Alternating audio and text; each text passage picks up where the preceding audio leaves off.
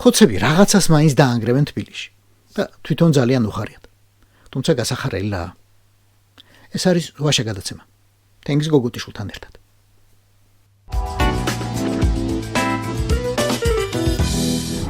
ხოცები დაანგრევენ დოქებს რიყეზე.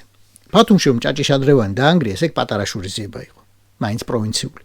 თბილისი კი სულ ელოდა რას და როდის მისდგებოდა ბორიას ან კალოშას ბულდოზერი.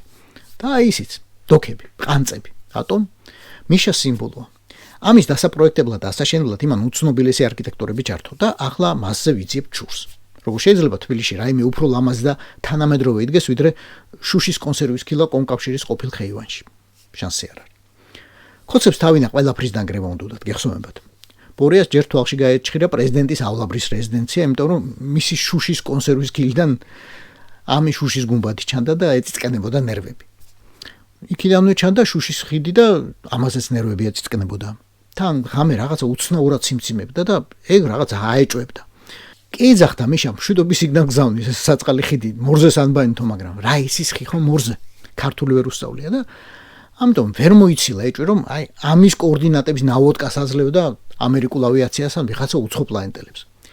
პირველივე დღიდან Facebook-ზე გამოკითხვა მოაწყეს ღირს თუ არა შუშის ხიდის დანგრევაო. იქნებ სხვაგან გადატანა ჯობდესო, იქნებ აი ასეთი საშენება ჯობდესო, ან ისეთისო. მაგრამ მე დაივიწყეს ეგ იდეა ძვირიაო. ორი კვირის ნათქვამი ჰქონდა ბორიარუს პოლიტიკაში მოვდივარო რომ ამ თემაზე საგანგებო განცხადებით გამოვიდა. შუშის ხიდს უმეცრების მეც ვერაფერს დავახმეო. ბიძინა ივანიშვილი 2011 წლის 7 ნოემბერი. მერე თქვეს ეს ველოსიპედის ძეგლი რა უბედურება, ავიღოთო. მერე თქვეს აი შლოპანცები და კვერცხები რაღა ჭირია დავანგრიოთო. მერე თბილისის შემოვლითი გზის მშენებლობა გააჩერეს. ეგ რა გვინდა არ გვინდაო. ერთი პირობა იუსტიციის სახზეც გაიწიეს თუ გახსოვთ, მაგრამ იქ უკვე ისე იყო საქმე აწყობილი, რომ ვეღარ გაბედეს. ქუთაისის პარლამენტს კი უტრიალეს ჯერ სიტყვა პარლამენტი მოაცილეს, მაგრამ შენობაზე ხელი ვერ აწიეს. უბრალოდ აი მიუშვეს რა, დრონესტი და სოკო შეჭამს ოდესღაც იქნება, რავი, სადგვეჩქარებო, ბატონი ბორია ხო სულ იქნება და იქნება.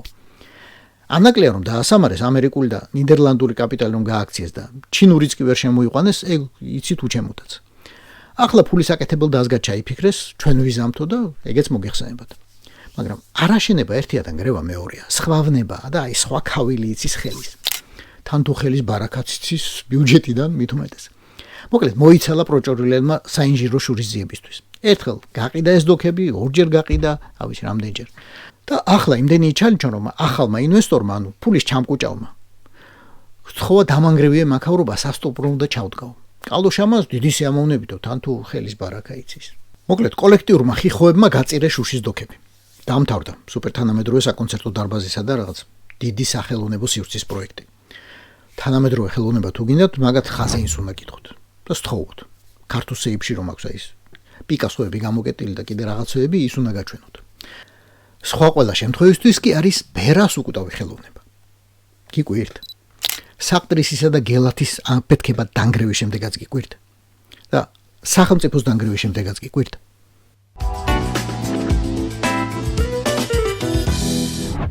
საქართველოში ვიზიტი ჰქონდა თურქმენეთის პრეზიდენტს. აგერ სულ 2 კვირით ადრე კობახიძე იყო ჩასული აშგაბადში. იმ პრეზიდენტსაც შეხვდა მამამისსაც, ყოფილ პრეზიდენტს ახლა რომ არკადაგის ტიტულს ატარებს, ანუ ერის ბურჯის. გაზაფხულზე იქამდე თბილისში მათი პარლამენტის თავმჯდომარე იყო და ძალიან ნაყოფიერი საუბრები გამართა ქართულ კოლეგასთან.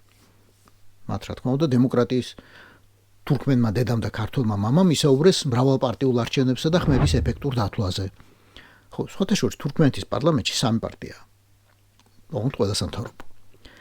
და აქ დროა ვიკითხოთ, ასეთი ინტენსიური ვიზიტების შემდეგ კიდევ რა დარჩა სალაპარაკო ამ მხარეებს? რაღაცომ ჩამოვიდა უმცროსი ბერდი მუჰამედოვი. გარდა იმისა, რომ 4 წელია პრეზიდენტი ჰქვია და მოსკოვის დუშანბესა და პეკინს გასცდა ერთხელ სულ. მაგრამ თურმე არაფერი გწოდნია. წარმოდგენა არ გქონია რამხელა გასაქანი უნდა მისცემოდა ტრადიციულ მეგობრობას ქართველებსა და თურქმენებს შორის. და მე ჩასაფრებულმა ეს მხოლოდ მაშინ აღმოვაჩინა, როდესაც ნახე რომ ხელი მოეწერა მემორანდუმს განათლების სფეროში 2 ქვეყნის თანამშრომლობის შესახებ. განათლების. თურქმენული განათლება ხომ გაგიგიათ? საერთოდ რამე გაგიგიათ ამ ქვეყანაზე? იცოდით რომ თურქმენეთში გაზის მარაგით მეხუთე ქვეყანაში მოსახლეობის 50% სიღარიბის ზღვარს ქვემოთ ცხოვრობს. იცოდით, რომ პრეზიდენტ ბერდი მუჰამედოვის ვიზიტის დროს ხელი მოეწერა 20-მდე მემორანდუმს, მათ შორის თანამშრომლობის მემორანდუმს ბათუმის საზღვაო უნივერსიტეტთან, სადაც ახლა თურქმენ ზღვაოსნებს გაწვრთნიან. ტექნიკურ უნივერსიტეტთან და რაც ამაზე მნიშვნელოვნად მეჩვენება პირადად მე, გაფორმდა მემორანდუმი თბილისისა და აშგაბადის მაიაყულიევას სახელობის კონსერვატორიების თანამშრომლობის შესახებ. და აი ამ ძმობის შესაკრავად ჩასაგვირისტებლად გაიმართა ყველაზე ცნობილი თურქმენი კომპოზიტორის ჩარი ნურიმოვის კონცერტი. ჩარი ნურიმოვი თუ არ იცოდით, აი ამის ავტორია.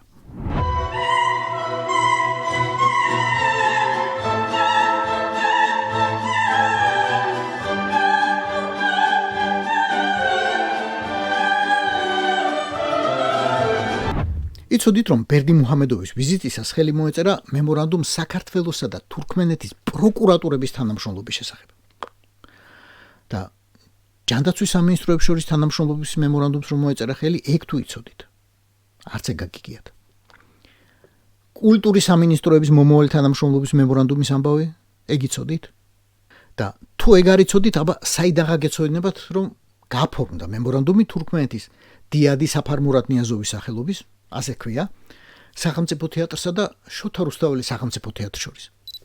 რა ვიცი, რობიკო სტურუას ქართული ოცნება ჯერ ხო აუხდა და ახლა თურქმენული ოცნებაც აუხდა.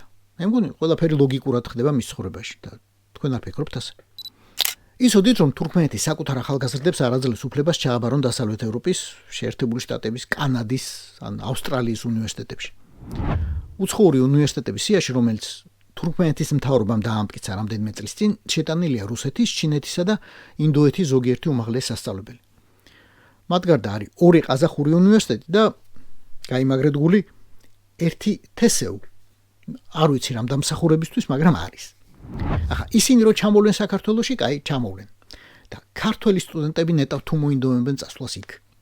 ახლა რა ვიცი, აშგაბადმა უდაბნომ შეიძლება ვიღაცა ეგზოტიკურობით მოხიბლოს, მაგრამ რომ ეტყვიან, რომ ფორმით უნდა იაროთ უნივერსიტეტში შაბათის ჩათვლითო, რავი, გაჩერდება კი იქვინმე. ქართული ოცნების ახალგაზრდული ორგანიზაციის ყველაზე მოწესრიგებულ დამწყებ კარიერისსაც კი გაუჭირდება ეხა ჰალსტუხისა და თეთრი პერანგის ტარება ყოველ დღეთან. მით უფრო გაუჭირდება ყოველდღიურ 7 საათზე მოწყობაზე დგომა, რათა დეკანმა და მისმა მოადგილებმა დაათვალიერონ, ხო კარგად გამოიყურებიან სტუდენტები, გარეგნულად. და ღმერთმა არქნას თეთრი პერანგი გახამებული არ იყოს, ან რავი, ჩიტმა არ დაასკინტლოს დილა ადრიან. ეს სტუდენტი ლექციიდან მოიხსნება ავტომატურად და 4 დღე უნდა გაატაროს ბიბლიოთეკაში თეზისების წერაში. ოღონდ ხელი წერაში, იმიტომ რომ ზოგიერთ უნივერსიტეტში ლეპტოპი და პლანშეტი არის აკრძალული. არ ვიცი რატომ. ქართულ სტუდენტ გოგონებს იქაური ეროვნული ტანსაცმლით მოუწევთ სწავლა აშგაბადში თუ ჩიხტიკოპით აქაური მემორანდუმი ალბათ ასე დაწვრილმანებული აღარ არის. და ისე იცოდით, რომ თურქმენულ უნივერსიტეტებში გოგონების რაოდენობა სულ 31%-ია. ხალი მე ვიცი ქუხნაშიო, აი იმათი შესრულებით. და კიდევ რა ძლიერი მხარეები აქვს თურქმენეთის განათლების სისტემას, რომელთანაც ახლა ესე თანამშრომლობას იწყებენ ღრმად ეს ჩვენი პროჭორვილელები.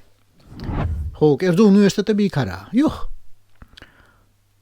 სახელმწიფოა მხოლოდ. ოღონდ იქაც მოწყობა მხოლოდ ქრთამით არის შესაძლებელი. ეს მეც არ ვთქვია, როი მეტრეველი რატომ მეგობრობს ასე თურქმენეთის საელჩოსთან, რომ ყოველ წელს რაღაცა კონფერენციებს უწყობს მეთქი. რაში ყოფილა საქმე? თურქმენეთის სახელმწიფო საფინანსო უნივერსიტეტში ჩარიცხვა 5000-დან ზემოთ ღირს და ეკონომიკისა და მართვის სახელმწიფო უნივერსიტეტში ჩარიცხვა უკვე რამდენიმე 10,000 თურმე. მოკლედ, იქ სტუდენტობა ძვირია. მიუხედავად იმისა, რომ აბიტურიენტია ცოტა. თურქმენეთში მე-9 კლასის შემდეგ სკოლაში სულ 3 ბავშვი რჩება 10-დან. და ამიტომ სტუდენტობის მსურველი ცოტაა. ოღონდ ასეთი თურქმენეთიც კი გადავიდა 12 წლიან სისტემაზე, რათა ბოლონიის სისტემასთან მიეახლოებინა საკუთარი სასკოლო განათლება. საქართველო კი გახსოვთ, ალბათ რუსულ 11 წლიან სკოლას დაუბრუნდა ახლა ამათ ხელში. და ასე გამოვიდა, რომ თურქმენული განათლების სისტემა გაგვიხდა სანატრელი და მისაბაძი. და აი ჯანდაბას, რუხნამას ჩვენი შვილებიც ისწავლიან, თუ არა და ბატონი ბორი არ უნდა წერს წიგნს სამწლამდე ბავშვების ძუძუტიყვების აუცილებლობაზე, რასაც გვირდება. აი იმას დავეწაფებით. ძუძუს არა, განათლებას. ეს იყო ვაშე გადაცემა. თენგის გოგოტიშვილის პოდკასტი. გვიყურეთ და გამოგვეხმაურეთ. YouTube-ზე, Facebook-ზე, Instagram-სა და TikTok-ზე. რას დავიდით? იმაზეც ვაკეთებ და იმაზე მოკლედ დროში. შეიძლება მართლაც ევროპაც გავავოცოთ. Поздравляю весь личный состав. კარგი მანევრია ძალიან. დიაპოვნებაში გადაცემდა.